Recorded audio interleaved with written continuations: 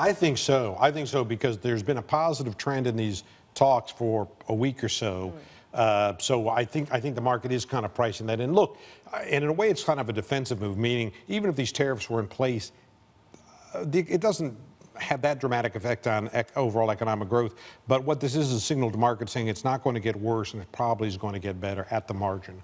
It's not going to get worse, meaning there will be no additional tariffs? The 25% tariff isn't going to get in, and there's not going to be broader contagion. People aren't going to get into tit for tat, sharp elbows over different trade items, seizing goods and slowdowns in ports and those kind of things. So people are going to behave like professionals in this situation, it looks like. And one question I have is whether or not damage has already been done as we get closer to earnings season. If you consider just the sheer fact that so many corporates had to put decisions on hold, had to try and figure out how to navigate this uncertainty. Let's just say this, there's a long-term price or second-order effect that isn't as easy to read, but it's out there. If you are in the Chinese government, you're going to have a directive from the state council to say we need to do what we can to get soybean production up in Brazil and start cultivating that as a secondary source for supply. We cannot rely this tightly on the Americans. So, and that might take 5 years to materialize, but boy, they're going to do that. Since this fight between the U.S. and China has been going on for quite a long time now, I think sometimes we lose sight of where we were when we started.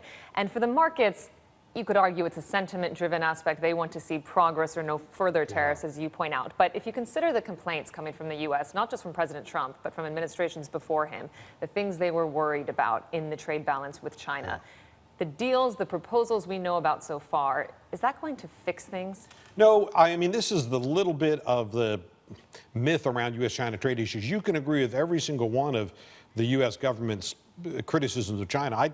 I tend to subscribe to most of them myself. But the point is, even if these are all fixed, the ultimate impact on U.S. exports and U.S. employment are going to be modest. Remember, U.S. is more or less at full employment right now. So if you take up U.S. exports to China, what, 10%? 20%? What overall impact does that have on U.S. GDP? Very, very modest impact. So it's not going to be a miracle solution, but I tell you, it does bring fairness back to the equation, and just that's important for a lot of American voters. Hey everybody, it's Hadley Gamble from our new CNBC Middle East Bureau in Abu Dhabi. Thanks for stopping by. Now to watch more, you can try one of the videos that just popped up on your screen. And don't forget to subscribe.